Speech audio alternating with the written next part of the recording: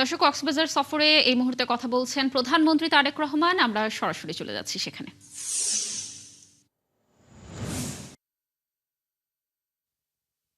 একটি দূষণ মুক্ত বায়ু যাতে করে তারা শ্বাসের সাথে নিতে পারে এবং একই সাথে এমন একটি পরিবেশ, যে পরিবেশটি পরিষ্কার হবে, এরকম একটি পরিবেশ আমরা তাদেরকে উপহার দিতে চাই।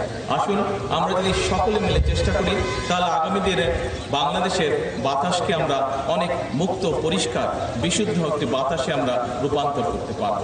আজকে আনুষ্ঠানিকভাবে, বিশেষ করে এখানে খুব সম্ভবত বিভিন্ন জেলার প্রশাসকবৃন্দ আপনারা হয়তো এখানে সংযুক্ত আছেন এই অনুষ্ঠানে। আপনাদের সকলের কাছে আমার নির্দেশনা থাকবে যে আপনার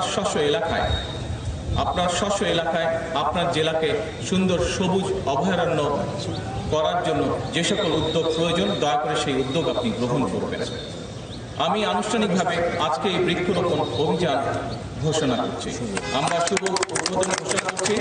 আমরা আশা করি, আমাদের ইচ্ছা, আমাদের প্রত্যাশা যে আমরা আগামী দিনে আমাদের ভবিষ্যৎ প্রজন্মকে তারা যাতে বুক ভরে মুক্ত শ্বাস গ্রহণ করতে পারে, সেরকম একটি ইনশাআল্লাহ পরিবেশ আমরা গড়ে তুলতে পারব। আসসালামু আলাইকুম।